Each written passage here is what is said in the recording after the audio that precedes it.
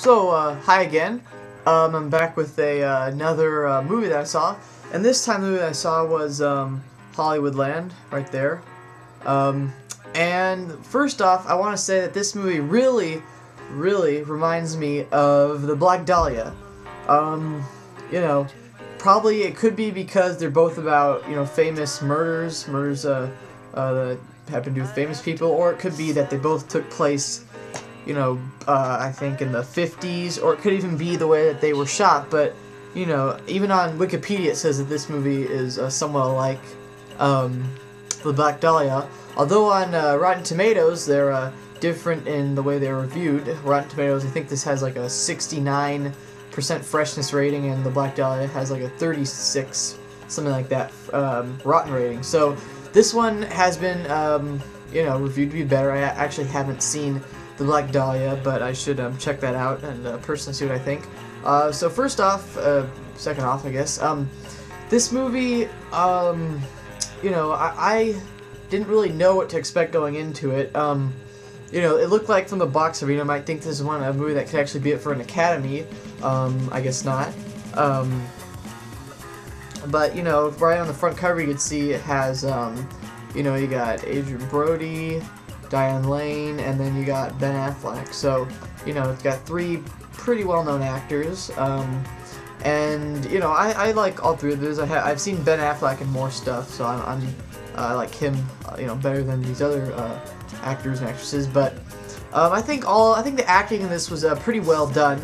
It's about the George Reeves murder. George Reeves was the first person who started Superman in all of the Superman in the first starting Superman series in the 1950s. So that's who Ben Affleck plays, and I don't know. I was of course alive then, so I don't know what the Superman, what George Reeves would really act like. But I assume he did some research and he played it pretty well. If the movie got such a good rating, he must have done something right. Adrian Brody plays a detective, a hired detective, not with the police, investigating the case, and Diane Lane plays Ben Affleck's first love interest. So, right there, you got a pretty good story set up. I mean, it couldn't have been that hard to write because it's pretty much based off going around the murder, which is never solved, and which the movie doesn't solve. There are actually 3 different implications that it throws at you, which I thought was pretty good. Not really knowing anything about the murder going into seeing the movie. But, the setting, I love movies where, they're made, in this day and age, and they manage to set them back in there. I don't know how much that costs, but if a movie does it well, it's really great. And they did that well. They had the scenery was in the 50s, the cars were in the 50s, and, as the movie aged, they got stuff from those eras. I would say, I would give this, personally, I would give this a 7 out of 10. That's a 7 out of 10. Because I thought overall it was a pretty good movie. I don't know if I'd see it again. I might see it again just to, try and think more about it. Because the bad things I will say about it were there were some holes in the plot. I'm not really sure, knowing, I don't really know much about his death, but there were some, there's some plot holes, some character holes, some characters they didn't develop as well, and when they left, you didn't really get a feel that they were even there in the first place. And just the story, I mean, it's about an unsolved murder, so of course, the ending isn't going to be, oh, you solve it. But I think they could have done the ending a little better. It says on here it's about 2 hours, 7 minutes. They're actually, I kind of calculated it, they're about 7 minutes of credits, so it's really only 2 hours. But, I think it was a good 2-hour movie. I think, maybe the beginning, they could have probably trimmed that down a little bit more, and made it into a good, maybe, hour 45 flick. But, I thought it was the right length. Pretty much the only bad things I would say, a few plot holes, character holes. Some of the story didn't make sense at times, sometimes a little too confusing and hopped around. But, what it got right, it got really well right. I mean, I think the parts were cast pretty well.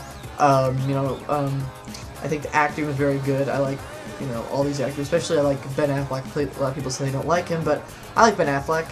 And so I definitely check it out. It's out on DVD now. Go to any local DVD store and get it, or download it offline. I'm sure they have it there. So I'd check it out. You know, it's worth a see, I think. And, you know, I'm going to try to also get the Black Dahlia so I can really compare these and see for myself which one I like better. So go see it. It's out on DVD now. And now I'll leave you with another look at the movie. See ya.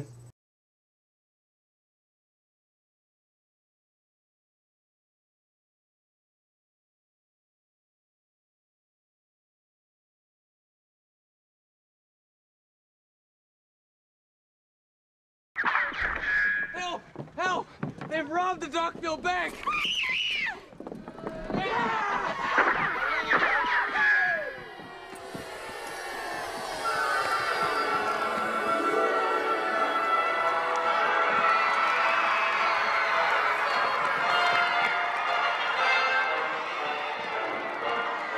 Stop right there. Up? What's that? Someone's in need.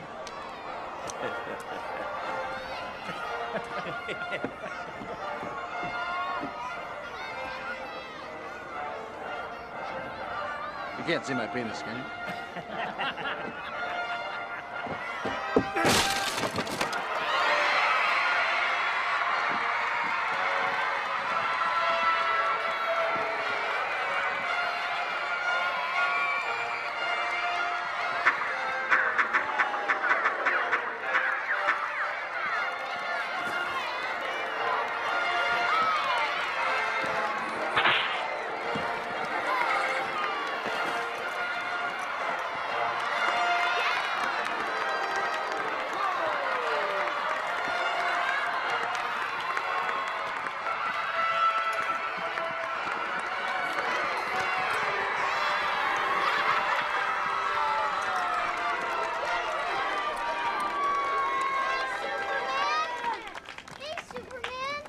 Well, hello there, young man. What's your name?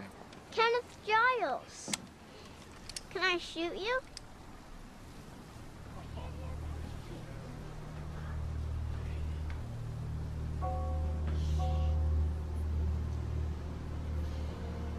Kenneth? Why would you want to do something like that? So the bullet bounces off, can I? Well, if you did shoot me, and the bullet bounced off it might accidentally hit someone else. We don't want that to happen, do we? No. Why don't you just, you and I, here we go. Wait a minute. Why don't you just give me that? Just hand me that for 1 minute.